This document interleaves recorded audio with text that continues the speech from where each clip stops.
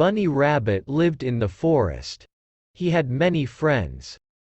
He was proud of his friends. One day Bunny Rabbit heard the loud barking of wild dogs.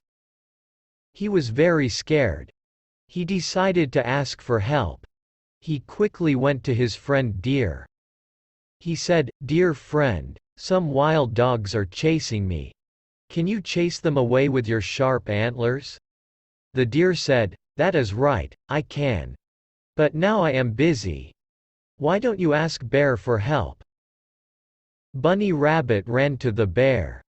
"My dear friend, you are very strong. Please help me. Some wild dogs are after me. Please chase them away," he requested to the bear. The bear replied, "I am sorry. I am hungry and tired. I need to find some food.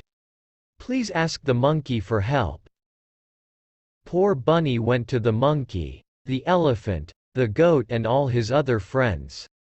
Bunny felt sad that nobody was ready to help him.